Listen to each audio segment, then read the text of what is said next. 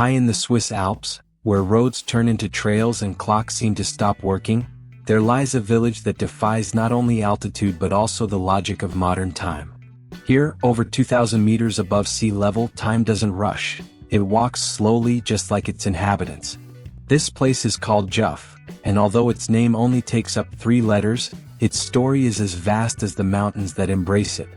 Imagine waking up not to the sound of cars or digital alarms, but to the crunch of snow under the hooves of a mountain goat, the distant whistle of wind slipping through wooden rooftops, or the soft echo of a cowbell announcing that rural life continues its steady pace.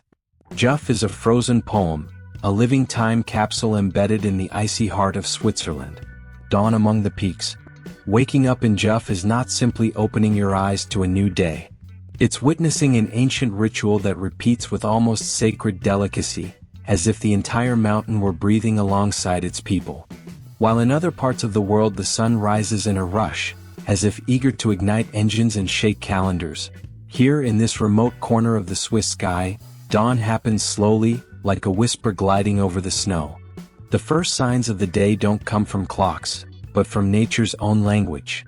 A faint hum of wind brushing the eaves, the soft crackle of frost breaking beneath the weight of a fresh snowflake, the distant murmur of a river refusing to freeze entirely, and the song of a solitary, brave bird singing its first note as if awakening the world from the heights.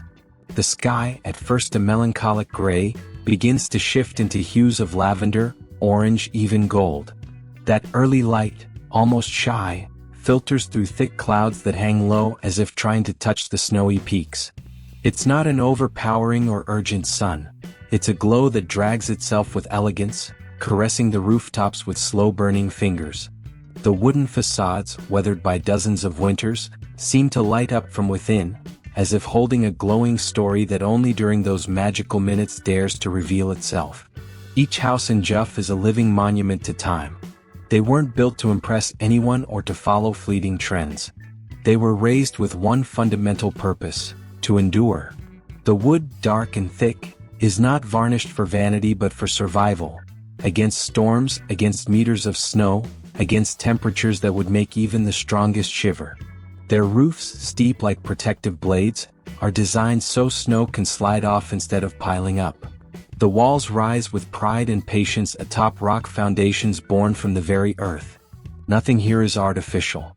Everything aligns with its surroundings, an architecture born of centuries of learning, of watching the mountain and learning to speak with it.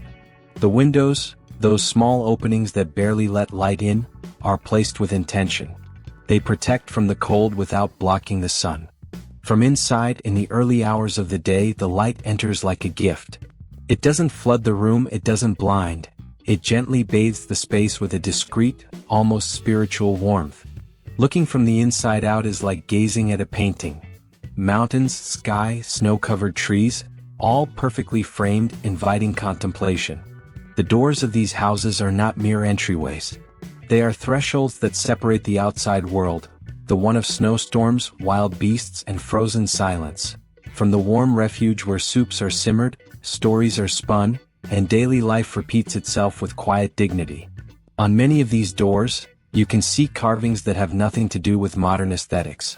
They are ancient symbols, suns that proclaim life, protective crosses, trees of life, geometric figures representing continuity, heritage, lineage.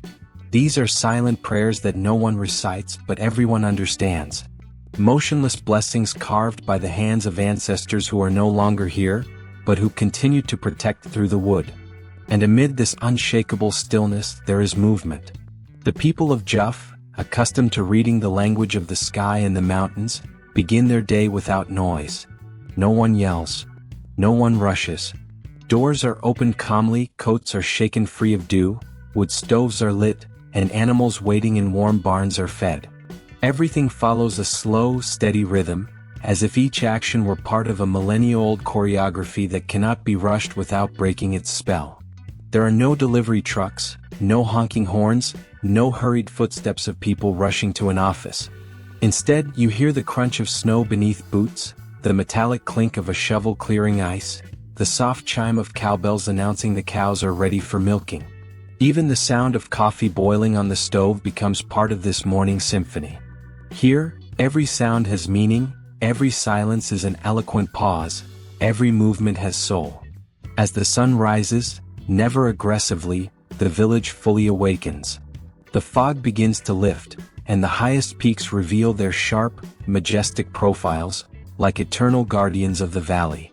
Some chimneys already exhale white smoke that mingles with the still cold air, drawing slow-moving columns into the sky.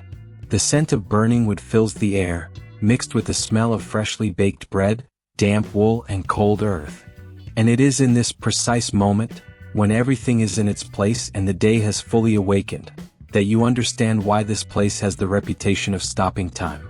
Not because the clock stops turning, but because the soul stops rushing.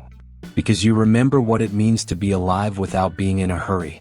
What it means to begin a day not as a frantic challenge, but as a sacred gift.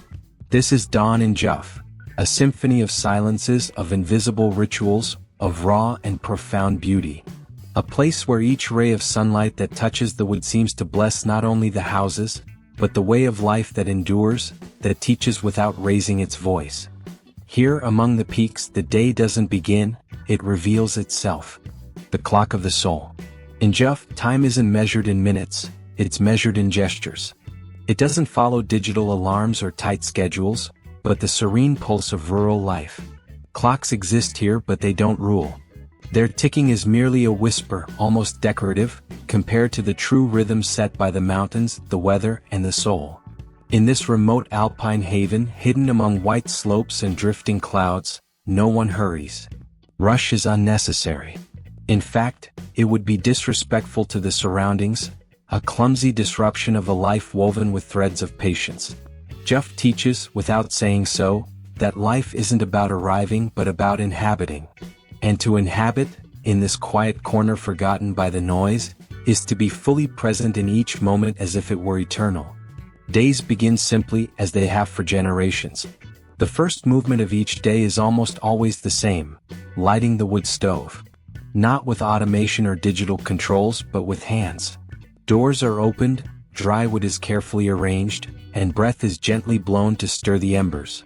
The crackling of the fire marks the beginning of the day, a private melody that replaces any news broadcast or phone notification. As the stove brings warmth to the home, residents wrap themselves in woolen coats and step outside with shovels in hand to clear the snow that covered the paths overnight. They do it not with urgency but with natural ease. It's part of the ritual. Each shoveled patch of snow isn't a burden. It's a greeting to the mountain, a good morning to the sky. In this tiny village of fewer than 30 souls, everything happens face to face, step by step, with a silent intensity that would be mistaken for slowness in the cities. There are no supermarkets with harsh lighting or shopping carts full of unnecessary items. No malls, no franchise cafes, not even a traffic light. What's needed is grown at home, preserved with ancestral techniques, or exchanged with a neighbor for bread, milk, firewood, or help. When something is needed that can't be found in Juff, a trip to the lower valleys is arranged. Once a week, weather permitting and roads passable, a resident travels for supplies. Sometimes by small off-road vehicles, sometimes on horse-drawn sleds, depending on the season. That journey, which in the city would be a simple grocery run, becomes here an act of community logistics, of shared planning, of mutual trust. Connections in Juff aren't broadband. They're blood, friendship, and land. Cell service is intermittent, when not entirely absent. And that, far from being a disadvantage, is a privilege. Juff is one of the few places on Earth where disconnection is not a lack, but a gift. A refuge where eyes rest not on screens but on horizons. Where ears don't receive notifications but wind, water, and wood. Communication here is slow but deep. Letters are still written. Conversations aren't interrupted. Visits are not announced with emojis, but with the sound of boots approaching in the snow. Each interaction carries an emotional density that contrasts with the superficiality of digital messages. Here, when someone asks, "How are you?" it's not a formality, it's a real question that expects a sincere answer, no matter how long it takes to arrive. And within this tranquil frame of life, each gesture gains new meaning. Making breakfast becomes an act of art. Having coffee by the window isn't just a passing moment, it's an event. Watching the steam rise from your cup and mix with the cold morning air can be more enlightening than any motivational podcast. Because here, time isn't wasted, it's inhabited. The same is true for work. There are no rigid schedules, no bosses, no performance indicators. Everyone knows their tasks because they're the same ones their grandparents did. Tending livestock, maintaining tools, repairing wood, protecting the roof, clearing the path. There's no need for artificial structures. Everything is written in the landscape and in memory. Even leisure is different. There are no movie theaters, but there are starry skies that stretch like infinite screens. No video games, but there are sleds, walks, and stories told by the fire. Instead of playlists, there is the sound of wind. Instead of social networks, real bonds are strengthened. This pace, so distant from the one that dominates the outside world, shapes the character of those who live here. There is no anxiety about the future, no longing for what is missing. What exists is presence. A deep connection to the now. Because when time slows down, what emerges is the soul. That's why they say Juff is not only high up in the mountains, but deep within the human spirit. And it's curious how, in a place with no visible clocks and no constant signal, people seem to be closer to life's natural rhythm. There are no depressing Mondays or euphoric Fridays. Each day matters on its own. You don't wait for the weekend to rest, because rest is not a luxury, it's part of the cycle. The seasons dictate the schedule, not the fiscal calendar. Living like this, far from noise and fast-paced consumption, transforms you. It detoxes. It re-educates. You begin to appreciate the smell of freshly baked bread, the creak of wood as you sit down, the sound of rain gently hitting the roof. You rediscover that you don't need everything to feel whole. Sometimes a roof, a lit stove, and a clean horizon are enough. In Juff, time is not killed. It is honored. It is treated with respect. It is allowed to breathe. That's why, when you visit this place and later return to the fast world below, something inside you changes forever. Because Juff doesn't impose a way of life, it offers you a question. What if true progress was to slow down? Trades that resist oblivion. In Juff, professions don't come with diplomas hanging on the wall, nor are they described with lofty technical jargon. Jobs, in the modern sense of the word, don't really exist here. No one clocks into offices, writes weekly reports for invisible bosses, or takes part in endless video calls with blurry backgrounds. Here, work is not a burden, it's a way of belonging. It's a natural extension of the environment, a silent pact with the land that sustains them. The men and women of this small alpine world don't work to live. They live their work as part of the fabric of life. Labor has no fixed schedule, and it doesn't stop because the weekend arrives. It's governed by the weather, the seasons, by need, and above all, by an intimate relationship with the elements. The wind, the snow, the wood, the animals. All are part of the daily language of these ancient trades that still breathe up here in the heights. One of the pillars of this ancestral economy is the relationship with the forest. Juff is surrounded by trees that offer more than just shade or beauty, they are resource, history, and heritage. Logging is neither wild nor industrial. Every tree cut down is chosen carefully. Its age, strength, and orientation to the sun are all considered. The act of felling a tree is nearly ceremonial. And once the trunk falls, nothing is wasted. The wood becomes beams, utensils, furniture, sculptures that adorn homes or churches. Every grain, every knot, every imperfection has a purpose. Carpentry is one of the village's most treasured arts. It's not uncommon to see rough-handed men, and sometimes women, sitting by a window with a piece of wood in their hands, patiently chiseling the shape of a forest animal, a cross, a bowl. There's no rush, no mass production. Only the intention to create something that lasts longer than oneself. Something that speaks of the hands that made it, the tree that gave it, and the time it took.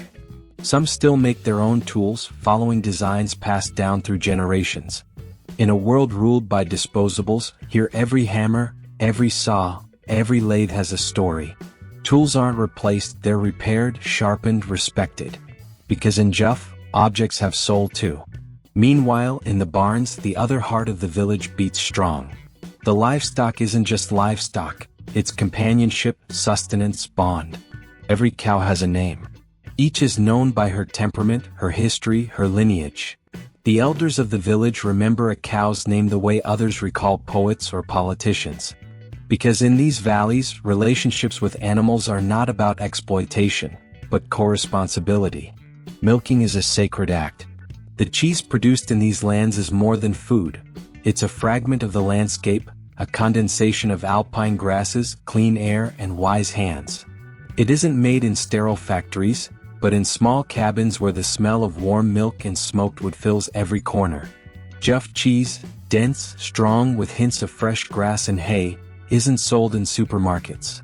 It's traded, shared, gifted. It is a symbol of hospitality, of community, of permanence. The women of the village also hold a central place in this economy of the soul. Many weave, sew, cook, or preserve food using ancestral techniques. In the steamy kitchens, herbs are dried, bread is baked, and jams made from wild berries are jarred. Nothing is wasted. The seasons dictate what's eaten, what's stored, what's planted. There is a deep understanding of the natural calendar that few cultures still remember.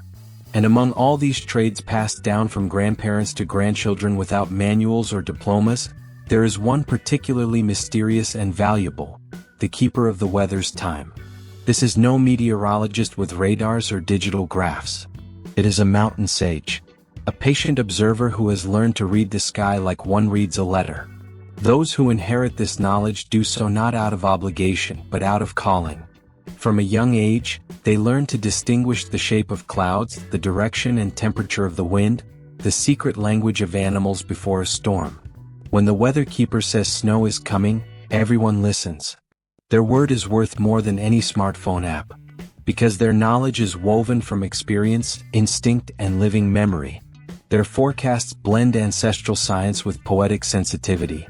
They can sense the change of season not from a calendar date, but because shadows shift their angle, or birds fall suddenly silent, or the frost draws new patterns on the window glass. This craft is not taught in schools. It is lived, breathed, felt. And though few call it by name, everyone knows that within it lies a wisdom the modern world has forgotten in its obsession with measuring everything. The weather keeper doesn't measure time, they listen to it. And by listening they protect their people. That is the labor fabric of Juff. Without hierarchies, without stress, without performance metrics. There is no unemployment here because everyone has a role. There is no competition because everyone collaborates. Value isn't measured by money earned, but by the usefulness of the work, by its beauty, by its permanence.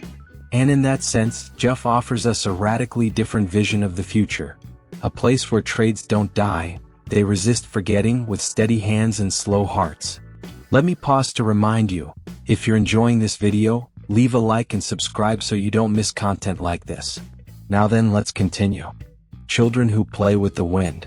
High in the mountains of Juff, where the air is so pure it burns to breathe, and the silence is so deep it feels textured, children don't grow up in front of screens.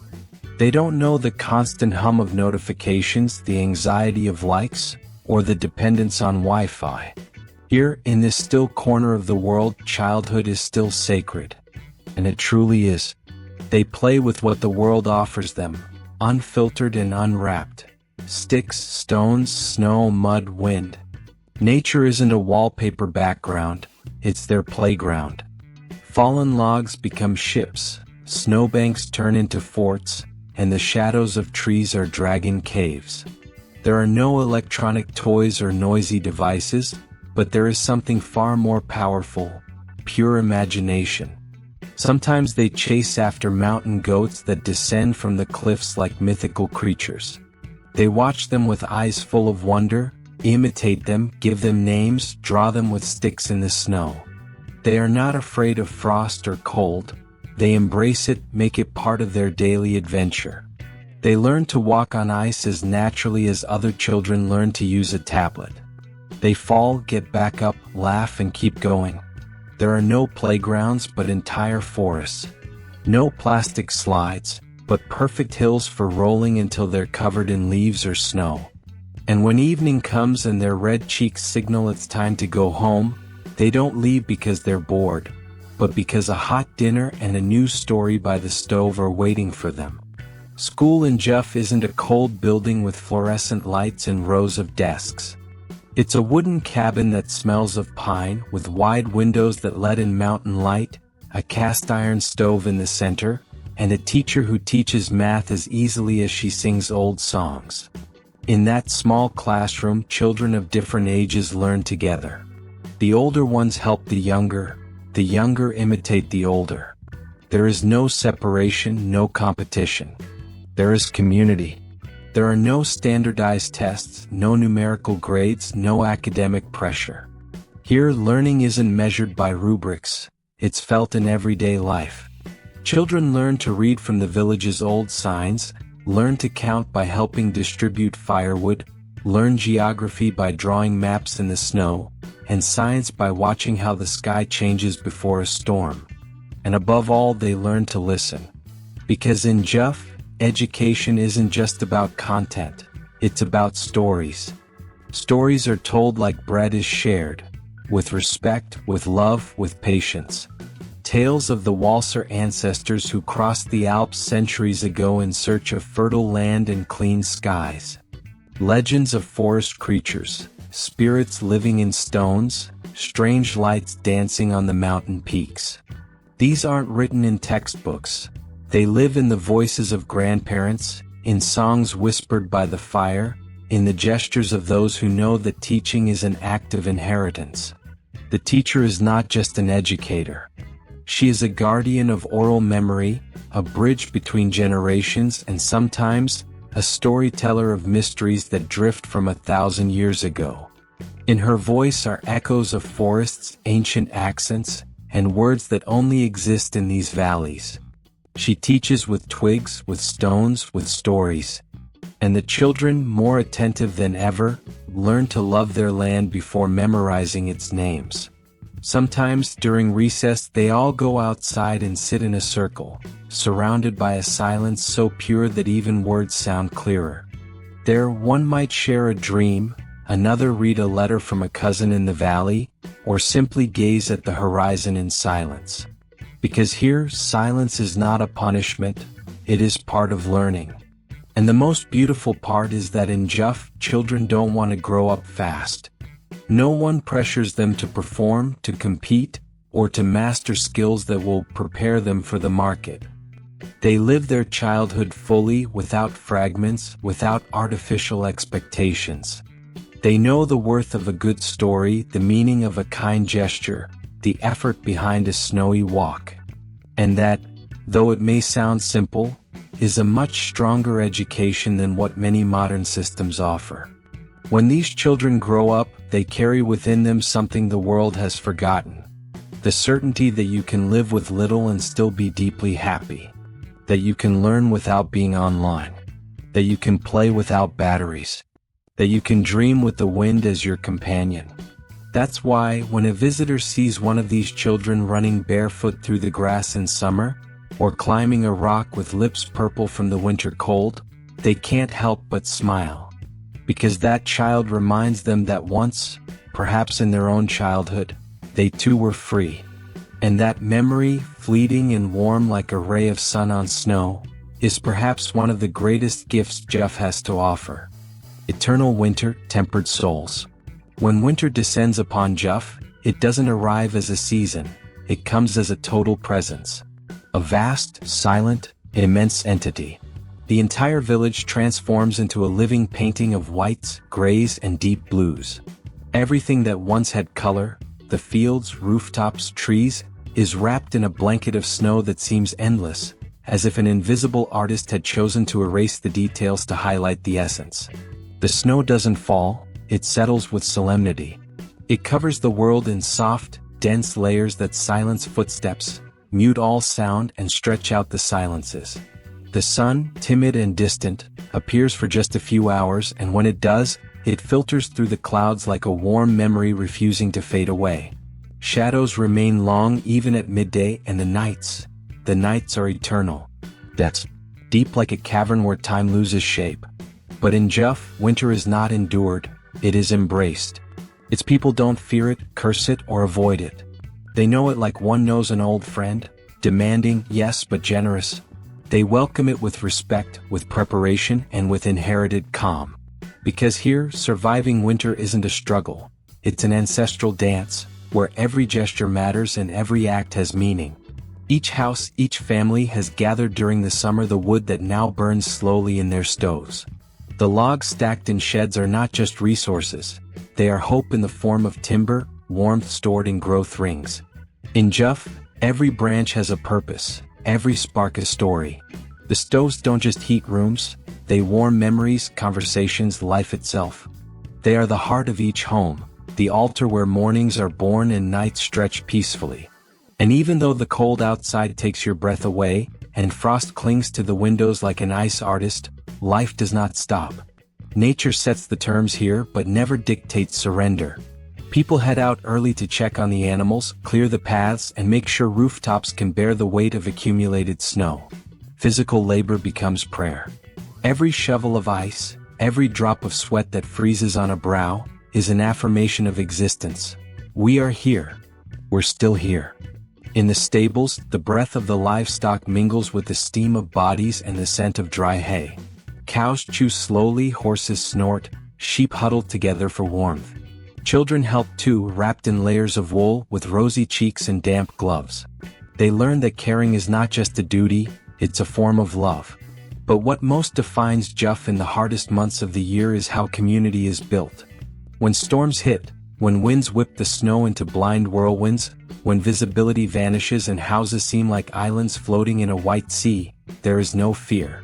There is unity. Here no one is left alone. Doors are not locked. They are left ajar in case a neighbor needs to come in to warm up, to sip some soup, to share a story. It doesn't matter if it's day or night. Winter teaches that survival is not an individual achievement, it is a collective pact. On the harshest afternoons, it's common to see neighbors gathered in the warmest home, the one with the biggest stove, the softest bread. They sit around the fire to share stories, sing old songs, and laugh at the cold as if it couldn't reach them. Thick soup is served, dark bread is shared, wool blankets woven by grandmothers are offered. No one is left out. And it's in those moments, when the walls vibrate with stories, when heat mingles with tea smoke, when eyes meet across the firelight, that one understands the village's true strength. Human warmth as a shield against the ice. Juff does not fear winter because it has learned to live at its heart. It has turned it into a teacher, a mirror, a path. Here, cold is not the enemy, it is the landscape. And survival doesn't mean resisting at all costs, but adapting with dignity, with tenderness, with the wisdom of those who have lived for centuries among the snow. That is how winter passes in Juff, eternal in its whiteness, but tempered by the soul of its people. And when the snows finally begin to retreat, and the first green buds timidly peek through the frozen ground, there is no loud celebration. Just a smile. A glance at the sky. A shared sigh among neighbors who know it wasn't just another season. It was a new chapter written together in this story of ice, fire, and community. The whisper of the past. There is something that pulses beneath every stone in Juff. Something invisible, yet undeniably present. It is the memory of those who lived here before. In this place, history is not locked away in museums, it is breathed in the air. Families preserve documents, old photographs, even medieval tools as if they were living relics. Every surname carries weight. Every lineage runs deep. The elders of the village are not forgotten. They are oracles. Many of them have never left these mountains, yet they know more about life than any encyclopedia. Their faces are marked by wind, sun, snow, and laughter. They speak little, but when they do, every word carries the weight of a century. The art of stillness. Above all, Juff is a school of contemplation. Here one learns to observe the world slowly. There are no artificial spectacles, but every sunset is a masterpiece. The pink skies fading over snowy peaks, the fleeting reflection of the moon on frosted windows, the solitary flight of a golden eagle. Everything is part of a natural choreography that unfolds without an audience, without applause, yet with breathtaking beauty. In summer, when the snow retreats and green pastures once again blanket the slopes, the village blossoms. Cows climb to the high alpine meadows, wildflowers bloom among the rocks, and the rivers sing louder. It is the time when visitors, few, quiet, respectful, arrive at this highland sanctuary. They don't come for selfies, they come for answers. And that's it for today's video. If you enjoyed it, don't forget to leave a like and subscribe, and turn on the notification bell so you don't miss more videos like this. We'll see you in the next one.